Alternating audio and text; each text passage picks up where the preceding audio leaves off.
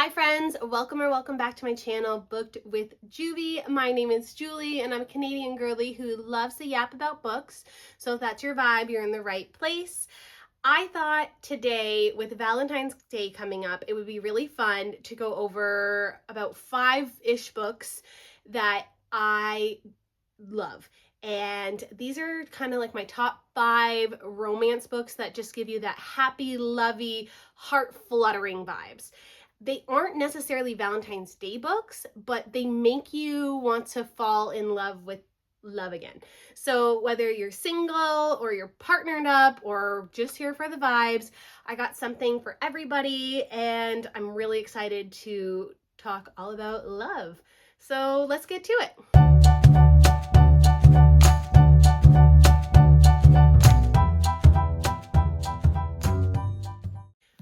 Okay, so the first books I'm going to talk about, I'm going to count them as one only because they really do belong together. And if you've been to my channel before, you know how much I love Carly Fortune and I can't leave her off. That's why she has to go on this list.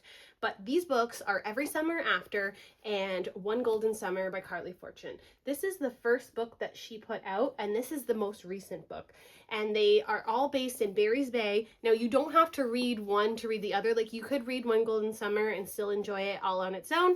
However, you're going to get more Easter eggs if you read Every Summer After first.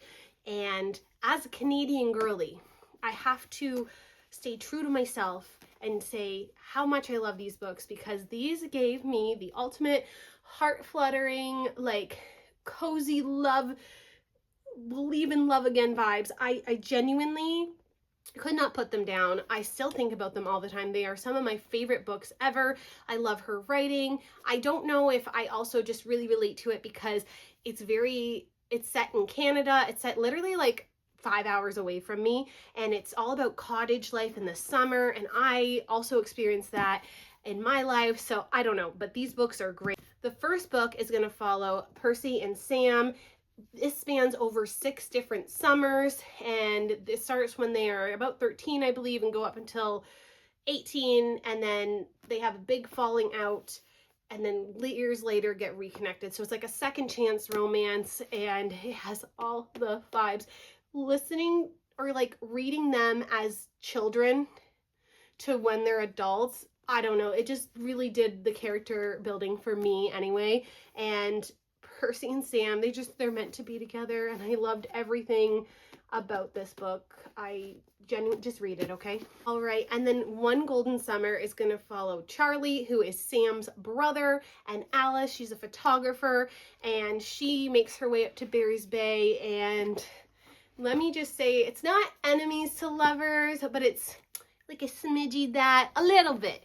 But really, these two are such fun characters, and it really makes you want to believe in love again, because they just, how they vibe and how they fit together is so perfect that you're just like, oh my gosh, it's like, you know, it's the stuff we read about and we're like, oh my gosh, if only.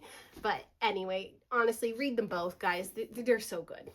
Okay, the next book on the list, of course, is going to be an Emily Henry book, because how could we have a list like this without Emily Henry? I chose Book Lovers for this. Now, mind you, anything Emily Henry, you will be getting the same type of vibes. She does this contemporary romance, chef's kiss. Like, you just, I don't know. I don't know what she's drinking to make her this magical at writing, but like, I need some of that, because my goodness, like, you will binge this so quickly. It's so good. The characters are great. And again, it gives you that want to believe in love type of vibe, you know, believe in love again. And this one I picked over the other ones only because it was the most recent one I read, and I just loved it so much. I think also this one got me out of a bit of a reading slump last year, because I had read a really, really terrible book that I hated so much, and I despised it, really. I despised it, and I needed something to bring my spirits up, and this did just that. So that's why we're going to talk about it. This book is basically about Nora. She is this sharp, ambitious literary agent, And then you have Charlie, who's the brooding editor. So they're obviously rivals who keep running into each other in a small town that neither of them belongs in. Nora is a super cool character. She describes herself as the girl that gets left for the small town romance. So she'll be with these guys and have a great romance going, and they go home to visit their family somewhere in a small town and end up falling in love in a week and end the relationship. And she's the girl that this keeps happening to. So it's really kind of like a funny, witty way to, with that like trope, like, but she's the opposite. She's the villain in the story, or so she portrays herself or thinks of herself anyway. The chemistry, so good. The dialogue is excellent, and the romance was actually really sweet and soft and emotional, surprisingly, considering how Nora is portrayed, and even Charlie. It's really got that rom-com vibe, and if you like witty conversations, if you like enemies to lovers energy, and then falling for someone who really gets you, this is it. This is it, guys. Okay, the next book I'm going to talk to you about is probably the spiciest book of all of these. The other two aren't that spicy. This one, she's spicy. And this is actually the 4th book in a series. Now, you don't have to read the other ones to read this one. And the reason I'm talking about this one over the other ones is it's the newest one, and I just genuinely loved it so much, and it's a little bit different trope than you're probably used to, so I just want to include it for fun. But it's Wild Card by Elsie Silver. Now, this is part of the Rose Hill series. It's book 4. Now, all of them are all based in the same place, Rose Hill, but they have characters that are throughout all the series. But again, you can read them as standalones. You might enjoy it a little more if you read them in order, only because you'll get the little Easter eggs of the world building, if that makes sense. But you don't have to, and all of them are great. It's all single dad tropes, which I did not know I was going to be into. Genuinely. I don't know. I never thought of it. I wasn't like, oh, a single dad, but I don't know. Changed my mind greatly. So thanks, Elsie. This one though, this one has spice, it has tension, and it has forbidden romance, but in the best way. You have the grumpy, hot fire pilot. Okay. You have the cool, collected yoga instructor, Gwen. And then you have forced proximity. You have the age gap. And also he's her ex-boyfriend's dad. Now, that sounds bad. I know. And at first you're like, ugh, what do you mean? That sounds weird. It's not as bad as you think, and Elsie does a really good job of writing this trope without it being super creepy. He's also not that much older than her, but if you read it, you'll understand. This one has instant chemistry from the beginning, okay? And then some life scenarios happen to get to the end of the book, and honestly, it was very emotional. The longing in this is super real, but it also has heart, and it's got family, second chances, and then also just choosing happiness. And isn't that what we want in our lives? We want to choose happiness. We want to be happy. We want to be the best version of ourselves. And I think that's why I chose this book to add to the list, because this book embodies all of that. So highly, highly recommend all the Rose Hill series, but definitely check out Wild Card by Elsie Silver. Okay, the next book that's on my little Valentine's Day romance book list for you all actually surprised me, okay?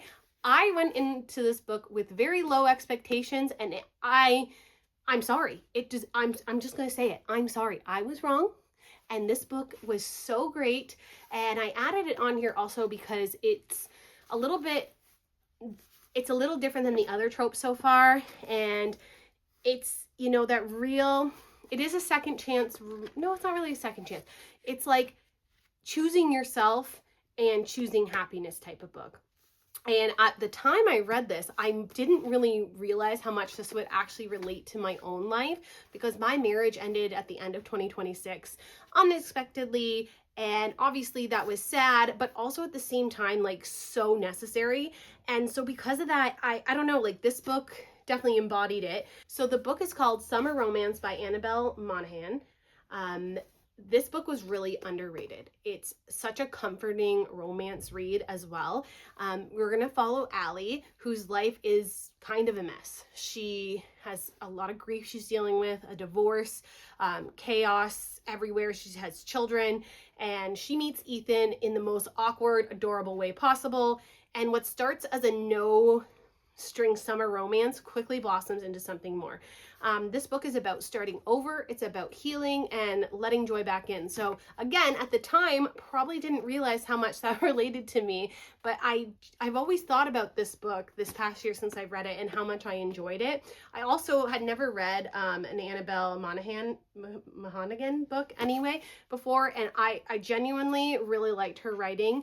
I would say it's a little bit older, so it's, you know, more 30s, 40s type characters, so a little bit more relatable to me, but just such a good book overall, and highly recommend it to anyone wanting to try something a little different. Okay, the last book that I'm adding to this list is The 7-Year Slip by Ashley Poston. I actually listened to this one. I didn't read it, so it was an audiobook for me. But the reason I'm adding this one to the list for you all, it's very different than the other books. Again, I tried to pick all different sorts of books for this list for you, so they weren't just the same reads over and over and over again. But this one is a romance, but it's also a little magical realism, and it's a little bit sad, okay? I'm really sorry. I know Valentine's Day is supposed to be happy, blah, blah, blah, but like, there's a little bit of sadness in here, but it's good because it's also a book about choosing love even when it's terrifying, which is, I think, also the point, right? This book follows Clementine, who falls for a man that's living in her apartment, except that he lives 7 years in the past. And she got this apartment from her aunt who had recently passed away. And the apartment itself is like, it's like this pinch in time. It's blending moments together, kind of like watercolors, you know, just like kind of seamlessly, but not, if that makes sense. The story really deals with grief and timing and choosing love and choosing it. It has this whimsical but grounded feeling to it, very romantic and thoughtful, and it stayed with me the entire time. I just loved it from the beginning to the very end. If you love a romance with just like a little touch of magic and a lot of heart, I think you'll adore this one. Okay, so those are my 5-ish books for Valentine's Day. I hope you have enjoyed this video. If you want more videos like this, check out the rest of my YouTube, or if you have any other lists you would like me to make, please leave me a comment. Happy to make all sorts of different book lists or book content for you all.